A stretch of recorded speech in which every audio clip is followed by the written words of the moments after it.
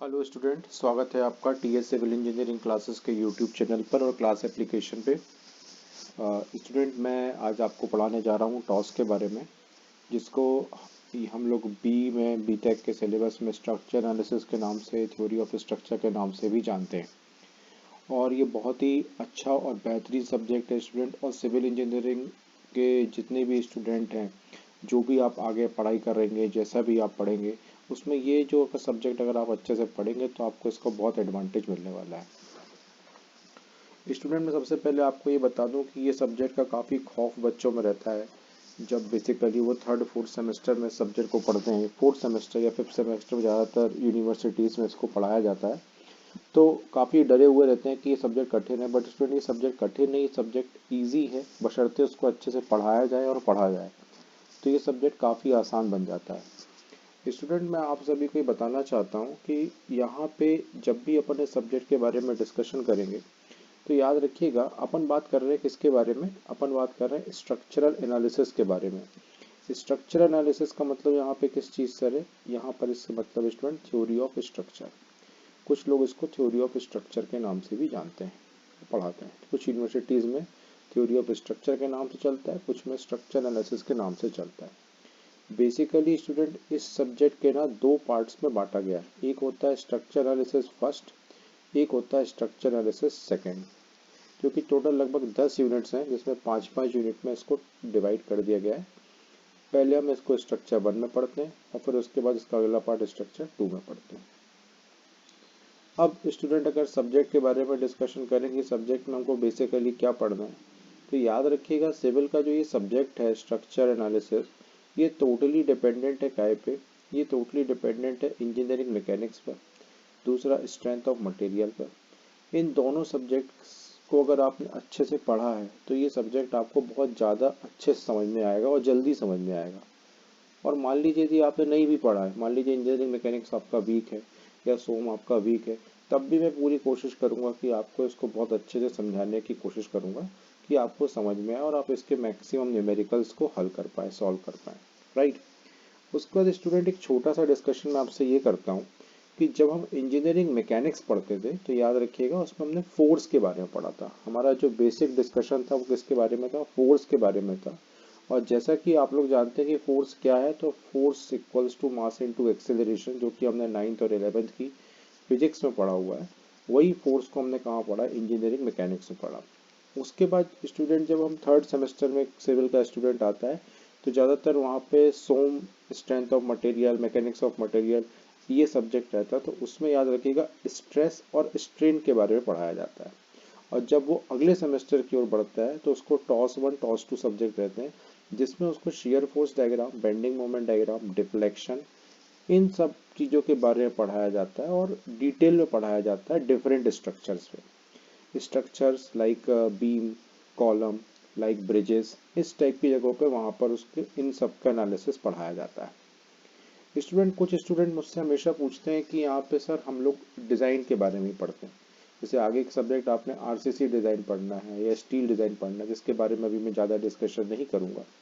But मैं आपको इतना बता सकता हूँ अभी कि जब हम आरसीसी डिज़ाइन की बात करेंगे तो याद रखिएगा, आरसीसी डिज़ाइन हो या स्टील डिज़ाइन हो, तो ये डिज़ाइन में जब भी वर्ड आएगा ना, तो डिज़ाइन का मतलब होता है एडिक्वेट सेक्शन निकालना। एडिक्वेट सेक्शन का मतलब होता है कि जब हमने सोम में या फिर टॉस में हमने ये पढ़ लिया कि स्ट्रक्चर पे कितनी लोडिंग है, वो किस पॉइंट पे जाके फेल हो रहा है, तो हम इन सब्जेक्ट्स में हम ये निकालते हैं आरसीसी में जाके कि उस फेलियर को रोकने के लिए हमें कितना मोटा या किस साइज का सेक्शन चाहिए ताकि वो उस लोड को इजीली रेजिस्ट कर पाए। तो ये सारी की सारी चीज़ें हम लोग डिज़ाइन वाले पार्ट में पढ़ते हैं, जिसमें हम आरसीसी डिज़ाइन हो या स्टील डिज़ाइन हो, तो ये एक अलग सब्जेक्ट निकल के आता है, लेकिन है वो भी स्ट्रक्चर के अंतर्गत ही है, वो स्ट्रक्चर से रिलेटेड ही। अगर आप स्ट्रक्चर एनालिसिस अच्छे से पढ़ोगे तो आपको आरसीसी के हो या स्टील स्ट्रक्चर के हो कॉन्सेप्ट जल्दी और अच्छे से समझ में आएंगे। अब स्टूडेंट, बात करते हैं अपने सिलेबस की कि अगर हम टॉस 1 पढ़ेंगे तो टॉस 1 में हम क्या क्या कवर करने वाले हैं, क्योंकि टॉस 1 एक बहुत ही बेहतरीन सब्जेक्ट है। तो याद रखिएगा, सबसे पहले ये मेजर इंडिया की मेजर यूनिवर्सिटी जो टॉस 1 है या स्ट्रक्चर एनालिसिस फर्स्ट है, उसमें इसी सिलेबस को कवर करती है। जिसमें structure analysis and kinematic indeterminacy, virtual work and energy principal पहली यूनिट है। दूसरी यूनिट है यहाँ पर इनडिटर्मिनेट स्ट्रक्चर फर्स्ट, तीसरी है यहाँ पे इनडिटर्मिनेट स्ट्रक्चर सेकेंड, फिर फोर्थ यूनिट आएगी हमारी आर्चेस एंड सस्पेंशन केबल्स, और पांचवी यूनिट आएगी हमारी rolling loads and influence line. ये मैक्सिमम यूनिवर्सिटी ये सिलेबस को ही कवर करती हैं। थोड़ा एक आध चैप्टर ऐसा हो सकता है कि वो टॉस 2 में डाल दें और टॉस 2 का टॉस 1 में डाल दें, ऐसा अलग अलग यूनिवर्सिटी से होता है, पर मैक्सिमम यूनिवर्सिटी जो होती हैं वो यही कोर्स को फॉलो करती है। और ये एक चीज़ मैं आपको और बता दूं कि जो ये चीज़ें मैं आपको ये पढ़ाने वाला हूँ ये आपको आपके यूनिवर्सिटी एग्ज़ाम्स में तो काम आएगी ही आएगी। यूनिवर्सिटी एग्ज़ाम्स के लिए समझ लीजिए पूरी तरीके से अपन इसमें कवर कर लेंगे। प्लस जो आप कॉम्पिटिटिव एग्ज़ाम होते हैं जो आफ्टर बीटेक बच्चे देते हैं, जैसे मान लीजिए कोई गेट का एग्ज़ाम देने वाला है या फिर एसएससी जेई का एग्ज़ाम देने वाला है या स्टेट एई जेई के एग्ज़ाम देने वाला है, उसमें भी ये बहुत काम आएगा आपको। यहाँ जो टॉपिक्स मैं आपको पढ़ाऊँगा बहुत काम आएंगे। प्लस स्टूडेंट एक याद रखिएगा, जो भी बंदा मान लीजिए कोई भी गवर्नमेंट जॉब की तैयारी में नहीं जा रहा, वो सिंपल कंसल्टेंसी के वर्क में भी अगर जा रहा है तो भी उसको एसएफडी, बीएमडी, कंटिन्यूस बीम, इन सब का जोरदार नॉलेज होना चाहिए, तो वो यहाँ से उसको कवर अप हो जाएगा। तो चलिए स्टूडेंट स्टार्ट करते हैं सिलेबस को। अब जब अपन सिलेबस को स्टार्ट करेंगे ना स्टूडेंट, सबसे पहले हमको थोड़ा सा इंजीनियरिंग मैकेनिक्स का और सोम का बेसिक की आवश्यकता पड़ेगी। अगर हमको ये इंजीनियरिंग मैकेनिक्स थोड़ी सी भी अगर आइडिया है, थोड़ा सा रिवीजन है, तो हम इन चीज़ों को ज़्यादा अच्छी तरीके से और बेहतर तरीके से समझ पाएंगे। तो सबसे पहले हम छोटा सा रिवीजन लेते हैं, या इसको ऐसा बोल सकते हैं ये स्टार्टिंग ऑफ टॉस है, स्ट्रक्चर एनालिसिस है, और उसके बाद हम डायरेक्टली सिलेबस पे जंप करेंगे और सिलेबस को स्टार्ट करेंगे। राइट, देखिएगा। और अभी तक यदि आपने चैनल को सब्सक्राइब नहीं किया है तो स्टूडेंट प्लीज़ सब्सक्राइब कर लीजिए, क्योंकि मेरी पूरी कोशिश रहेगी कि मैं सिविल इंजीनियरिंग का बेहतर से बेहतर कंटेंट, स्ट्रक्चरल इंजीनियरिंग का, जियो टेक्निकल इंजीनियरिंग का बेहतर से बेहतर कंटेंट आपको दूं, ताकि आपको पढ़ाई में बहुत आसानी हो और आप एक सही कंटेंट के जरिए जब पढ़ेंगे और अच्छे कंटेंट के जरिए जब पढ़ेंगे तो आपको भी पढ़ने में इंटरेस्ट आएगा। जनरली लोग सिविल को थोड़ा सा बोर टाइप का समझने लगते हैं, बट सिविल एक बोर ब्रांच नहीं है। सिविल एक ऐसी ब्रांच है जिसमें मेहनत बहुत मांगता है ये ब्रांच। अगर आप मेहनत अच्छी करेंगे तो डेफिनेटली उसके रिजल्ट्स भी आपको बहुत अच्छे मिलेंगे। चलिए स्टार्ट करते हैं स्टूडेंट। सबसे पहले स्टूडेंट मैं आपको बता देता हूँ, यहाँ पे हमको पढ़ना है टाइप्स ऑफ सपोर्ट, कि सपोर्ट कितने प्रकार के होते हैं।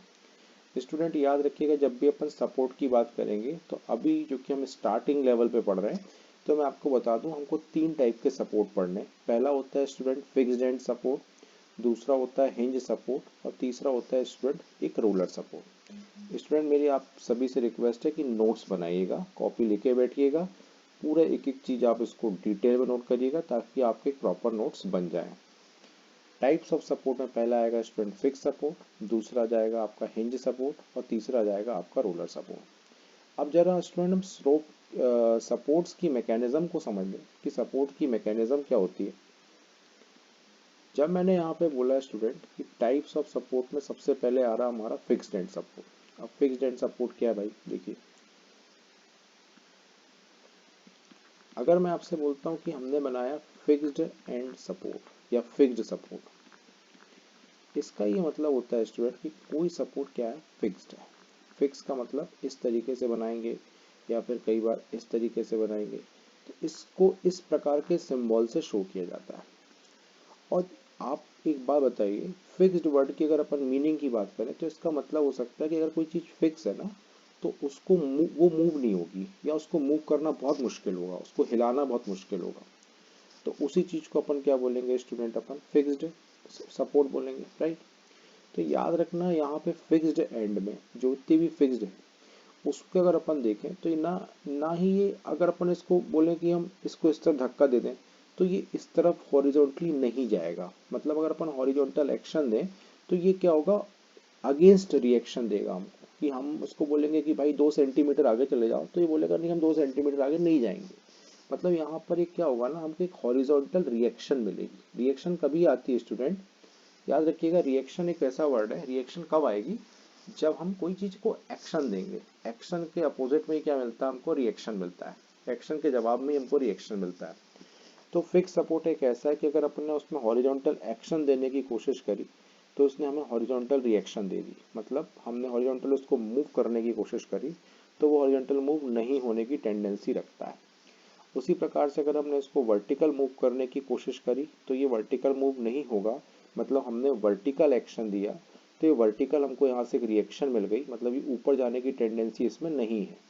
अगर मैं बोलूँ इसमें कि इसको मोमेंट, इसको घुमा देते हैं अपन पकड़ के, तो ये घूमेगा भी नहीं क्योंकि ये फिक्स है। तो मतलब इसमें अगर हमने घूमने का एक्शन दिया तो इसमें ना घूमने का रिएक्शन है, मतलब उसको रिएक्ट कर देगा, ये बोलेगा कि हम कहीं नहीं जाएंगे। कुल मिला के अगर कहा जाए तो फिक्स्ड एंड सपोर्ट के पास टोटल नंबर ऑफ रिएक्शंस कितनी होती है, तो याद रखिएगा 3 होती हैं। एक होती है हॉरिजॉन्टल रिएक्शन, एक होती है वर्टिकल रिएक्शन और एक होती है स्टूडेंट मोमेंट वाली रिएक्शन। तीनों ही डायरेक्शन से ये क्या है, बंधा हुआ है। ना ही ये हॉरिजॉन्टल जा सकता है, ना ही ये वर्टिकल जा सकता है और ना ही ये मोमेंट में घूम सकता है। उसके बाद दूसरा एक और सपोर्ट आता है स्टूडेंट, जिसका नाम क्या होता है, हिंज। हिंज सपोर्ट को कुछ इस तरीके के डायग्राम से शो किया जाता है। याद रखिएगा जब भी हम हिंज की बात करेंगे, हिंज में क्या होता है स्टूडेंट, ये ना तो ये वर्टिकल जाएगा और ना ही ये हॉरिजॉन्टल जाएगा, ये ध्यान रखिएगा। मतलब हॉरिजॉन्टल रिएक्शन इसके पास है और वर्टिकल रिएक्शन इसके पास है। मतलब मैंने वर्टिकली इसको अपवर्ड करने की कोशिश करी, ये मूव नहीं होगा, मतलब मैंने वर्टिकली एक्शन दिया तो इसने मुझे वर्टिकली रिएक्शन दे दिया कि भैया मैं ऊपर तो नहीं जा सकता। अगर मैंने इसको बोला हॉरिजॉन्टल चले जाओ आगे पीछे, तो भी ये नहीं जाएगा। मतलब इसके पास दो प्रकार के रिएक्शन है, ये दो तरीके से मूव नहीं कर सकता। टोटल दो, एक हॉरिजॉन्टल और एक वर्टिकल मूवमेंट इसमें हो सकता है स्टूडेंट, याद रखिएगा। इसलिए मैंने यहाँ पे एम नहीं बनाया। अगर घुमाने की कोशिश करेंगे तो वो डेफिनेटली घूमेगा। हिंज याद रखिएगा, हिंज का मतलब होता है कब्जेधारी। हिंदी में कब्जेधारी डिप्लोमा में पढ़ाया जाता है, कब्जेधारी जॉइंट, राइट। और कब्जों के बारे में तो आप जानते हैं कि कब्जे कहाँ लगाए जाते हैं। और तीसरा आता है स्टूडेंट एक रोलर सपोर्ट। अगर अपन रोलर सपोर्ट की बात करते हैं स्टूडेंट, तो याद रखिए जैसे ये रोलर इस तरीके का बना हुआ है, तो इसमें ना मोमेंट भी अलाउ कर जाता है, हॉरिजॉन्टल डिस्प्लेसमेंट भी अलाउ कर जाता है। लेकिन अगर अपन इस क्वेश्चन में देखें तो केवल वर्टिकल डिस्प्लेसमेंट को ये अलाउ नहीं करेगा। मतलब अगर इसको वर्टिकल एक्शन दूंगा तो ये बोलेगा नहीं, वर्टिकल में नहीं जाऊंगा। मतलब इसके पास एक ही रिएक्शन होगा, that is what, that is vertical only. तो ये याद रखिएगा कि हॉरिजॉन्टल के पास 3, फिक्स्ड के पास 3, हिंज के पास 2 और रूलर के पास एक रिएक्शन होता है। कौन कौन सा होता है, इसके पास तीनों डायरेक्शन के हैं, मतलब तीनों डायरेक्शन से कहने का मतलब हॉरिजॉन्टल भी, वर्टिकल भी और मूवमेंट का भी। इसके पास 2 हॉरिजॉन्टल और वर्टिकल, और इसके पास केवल एक वर्टिकल। वर्टिकल में ये नहीं जाएगा, ये हॉरिजॉन्टल वर्टिकल मूव नहीं करेगा और ये तो कहीं भी मूव नहीं करेगा। अगर आपने किसी चीज़ को पकड़ के अच्छे से फिक्स कर दिया है तो वो कहीं भी नहीं जा सकती। तो मतलब हॉरिजॉन्टल, वर्टिकल और मूवमेंट, ये तीनों चीज़ के लिए फिक्स रहेगा, राइट।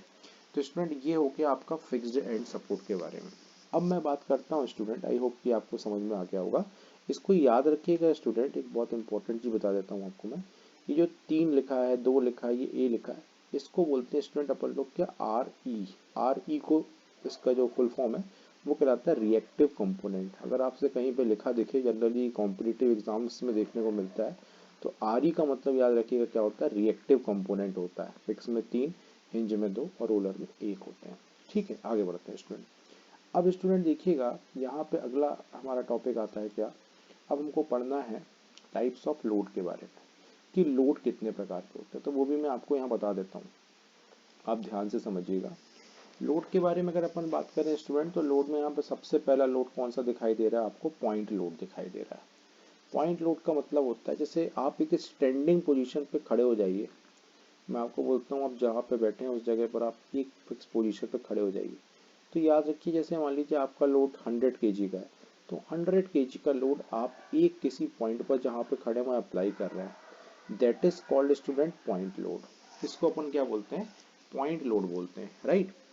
और अगर मैं आपसे बोलूँ एक लोड और होता है भैया, कौन सा, यूडीएल। यूडीएल का मतलब होता है स्टूडेंट यूनिफॉर्मली डिस्ट्रीब्यूटेड लोड। ये लोड क्या होता है ना स्टूडेंट, लेंथ के हिसाब से डिस्पर्स हो जाता है। जैसे मान लीजिए 6 फीट की लेंथ है, मान लीजिए 6 फीट की लेंथ है, और मैंने बोला भाई ये इधर से इधर तक लोड को डिस्पर्स करना है। या लोड रखा हुआ है, एक लंबी सी कोई एलिमेंट ला के रख दिया, भारी सा एलिमेंट अपन ने ला के रख दिया, ऐसा लंबा 6 फीट लंबा है और वो ऐसी लेंथ में 6 फीट की जगह को घेर रहा है। मान लीजिए उसका 50 किलो न्यूटन का लोड है, तो अपन ये बोलेंगे भाई ये 50 किलो न्यूटन पर फिट, मतलब 50 किलो न्यूटन पर फिट की लोडिंग इस पे लगी हुई है, मतलब हर फिट पे वो मतलब पॉइंट आउट हो रही है, लग रही है। तो उसको अपन क्या बोलते हैं स्टूडेंट, यूडीएल की श्रेणी में रखते हैं, यूडीएल रखते हैं। फिर यूडीएल के बाद स्टूडेंट एक लोड आता है यूवीएल। यूवीएल में क्या होता है स्टूडेंट, ये इस तरीके का रहता है, देखिएगा ध्यान से, ऐसा ट्रायंगुलर लोडिंग भी बोलते हैं। एक तरफ जीरो है और एक तरफ क्या है, ये मैक्सिमम है। यहाँ पर ये मैक्सिमम है W किलो न्यूटन पर मीटर और यहाँ पर ये जीरो है, तो यहाँ पे मैंने इसको क्या लिखा है, जीरो लिखा हुआ है। ठीक है, इस तरीके की लोडिंग के क्वेश्चंस भी आपको देखने को मिलेंगे। एक और लोडिंग होती है स्टूडेंट, ये भी ट्रायंगुलर लोडिंग है, ये इक्विलेटरल ट्रायंगल की जैसी लोडिंग होती है, मतलब बीच में मैक्सिमम होगी और कॉर्नर्स पे कैसी रहेगी, जीरो रहेगी। तो यहाँ पे देखिए ये मैक्सिमम है W किलो न्यूटन पर मीटर और ये भी यहाँ पे W किलो न्यूटन पर मीटर मैक्सिमम। याद रखना ये भी लेंथ के हिसाब से वेरी करेंगे, ये भी लेंथ के हिसाब से वेरी करेगा, इसलिए इसकी यूनिट जब भी लेंथ के साथ चलेगा तो याद रखना किलो न्यूटन पर मीटर यूनिट होगी, यहाँ पे किलो न्यूटन पर मीटर यूनिट होगी। यूडीएल की भी किलो न्यूटन पर मीटर या किलो न्यूटन पर सेंटीमीटर, जो भी लेंथ की यूनिट है उस पर चलेगी। और उसके बाद दूसरा यहाँ पे पॉइंट लोड की यूनिट याद रखिएगा किलो न्यूटन ही होगी, यूनिट याद रखिएगा, यूनिट भूलिएगा मत। यूनिट वाइवा वगैरह में पूछ लेते हैं और आपको एज अ सिविल इंजीनियर ये सब चीज़ें पता होनी चाहिए। ठीक है, बड़े बड़े इंटरव्यूज़ में यूनिट पूछी जाती हैं, तो यूनिट्स के बारे में आप थोड़ा ध्यान रखिएगा कि किस चीज़ की क्या यूनिट होती है। ठीक है, उसके बाद स्टूडेंट हमारा अगला टॉपिक आता है कैंटिलीवर बीम का। अगर मैं आपसे कैंटिलीवर टाइप्स ऑफ बीम का, टाइप्स ऑफ बीम में स्टूडेंट ये बहुत ही सिंपल है, आपने इंजीनियरिंग मैकेनिक्स में और सोम में दोनों में ही इसको पढ़ा है इस टॉपिक को कि कौन कौन सी टाइप की बीम्स होती हैं। तो याद रखिएगा, सबसे पहली बीम आएगी कैंटिलीवर बीम, स्क्रीन पर आपको दिख रही होगी। कैंटिलीवर बीम में एक सिरा इसका फिक्स होता है और दूसरा सिरा इसका फ्री होता है। ठीक है स्टूडेंट, आगे बढ़ते हैं। फिर आती है सिंपली सपोर्टेड बीम, ये कॉम्बिनेशन है हिंज और रोलर सपोर्ट का। इसमें एक तरफ आपको हिंज सपोर्ट दिखाई देगा, दूसरी तरफ रोलर सपोर्ट दिखाई देगा। नाम ही उसका है सिंपली सपोर्टेड, मतलब सिंपली अगर अपन दो कॉलम्स के बीच में एक बीम को डाल दें तो वो भी as a simply supported beam ही कहलाएगी। राइट है स्टूडेंट। तीसरी होती है student fixed end. Fixed end नाम से क्लियर हो रहा है, फिक्स्ड एंड में याद रखिएगा दो तरफ, मतलब लेफ्ट और राइट दोनों ही तरफ क्या होगा स्टूडेंट, फिक्स सपोर्ट लगा होगा। और फिक्स सपोर्ट लगा होने के कारण इस बीम को अपन क्या बोलेंगे, फिक्स्ड बीम बोलेंगे। उसके बाद स्टूडेंट आती है ऐसी ओवरहैंगिंग बीम होती है। ओवरहैंगिंग बीम में क्या होता है कि कोई सिरा बीम का ओवरहैंग होता है, बाहर की तरफ निकला होता है, उसके इस सिरे पे यहाँ पे कोई भी सपोर्ट नहीं होगा। ये इस तरफ भी हो सकता है, इस तरफ भी हो सकता है, या दोनों तरफ भी हो सकता है, तो उसको अपन ओवरहैंगिंग बीम बोलते हैं। फिर एक स्टूडेंट बीम आती है कंटिन्यूस बीम। याद रखिएगा कंटिन्यूस बीम का मतलब स्टूडेंट ये होता है जिसमें क्या होता है, लाइन से सपोर्ट लगे होते हैं। यहाँ पर भी लाइन से सपोर्ट लगे होंगे ना स्टूडेंट, इस तरीके से। इसको भी अपन और डिटेल में पढ़ेंगे क्योंकि कंटिन्यूस बीम की एग्जैक्ट डेफिनेशन कुछ और है, वो हम अभी आगे की क्लासों में डिस्कस करूंगा मैं आपके सामने। आज हमारी ये पहली क्लास है तो मैं आपको केवल इतना ही समझा सकता हूँ कि कंटिन्यूस बीम जिसमें आपको लाइन से सपोर्ट देखने को मिले। और आपको बता दूं कि ज़्यादातर जो 4th 5th 6th सेमेस्टर में स्ट्रक्चर पढ़ाया जाता है या जो भी ये सिलेबस हम कवर करने वाले हैं, इसमें कंटिन्यूस बीम के ही क्वेश्चन हमको पढ़ना है।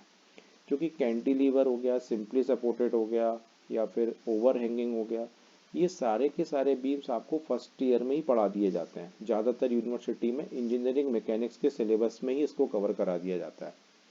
पर फिर भी कुछ क्वेश्चंस जो बच्चों का वीक रहता है ये वाला पार्ट, उसको मैं कुछ क्वेश्चंस के जरिए आपको समझा दूंगा ताकि आपको इजी लगने लगे और आपका इंटरेस्ट जाग जाए सोम के प्रति या टॉस के प्रति, आपको इंटरेस्ट लगने लगे कि हाँ इस सब्जेक्ट को पढ़ना चाहिए।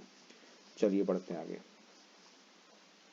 अब स्टूडेंट आगे बढ़ते हैं अपन स्टूडेंट, तो ये हो गया अपना क्या, कंटिन्यूस बीम हो गया। फिर मैंने यहाँ पे फिर से वही चीज़ बताई जो भी आपको थोड़ी देर पहले बताई थी कि फिक्स सपोर्ट में 3 रिएक्टिव कंपोनेंट, हिंज में 2 और रोलर में कितने होंगे स्टूडेंट, 1 रिएक्टिव कंपोनेंट होगा। तो आई होप कि स्टूडेंट आपको आज का लेक्चर में ये जो मैंने 3-4 प्रकार की चीज़ें पढ़ाई है आपको समझ में आई होगी। अब अगली जो चीज़ें हैं इक्विलिब्रियम कंडीशन से रिलेटेड, वो मैं आपको नेक्स्ट लेक्चर में डिस्कस करूँगा आपके साथ। बट मुझे आप ये ज़रूर बताइएगा कि आप आगे और ये मेरे लेक्चर्स को अगर आपको अट्रैक्टिव लगते हैं तो मैं और उसको डालूँ और अच्छे से आपको बताऊँ। और चैनल को एक बार सब्सक्राइब कर लीजिएगा। अपने कॉलेज ग्रुप्स पे या जो भी बच्चे पढ़ने चाहते हैं, आपके फ्रेंड्स वगैरह भी हैं, वो उनसे शेयर कीजिएगा और पढ़िएगा, ताकि सिविल में इंटरेस्ट जागे, क्योंकि ये चीज़ें आपको बहुत काम आने वाली है, बहुत ज़्यादा काम। ठीक है स्टूडेंट, मिलते हैं स्टूडेंट अपन नेक्स्ट क्लास में और नेक्स्ट लेक्चर में और डिटेल के साथ। तब तक आप इसको एक बार अच्छे से रिवाइज करिएगा। और as a civil engineering teacher, क्योंकि मैंने कई साल टीचिंग करी है सिविल में, मैं आपको बोलूँगा नोट्स ज़रूर बनाइएगा, क्योंकि नोट्स यदि आप बनाएंगे ना, तो उसका एक अलग ही एडवांटेज आपको कोर्स ख़त्म होने के बाद देखने को मिलेगा। आप गूगल प्ले स्टोर से मेरा ऐप भी डाउनलोड कर सकते हैं, उसमें भी आपको काफ़ी कुछ इन्फॉर्मेशन मिल जाएगी। चलिए स्टूडेंट, मिलते हैं नेक्स्ट क्लास में। Thank you so much.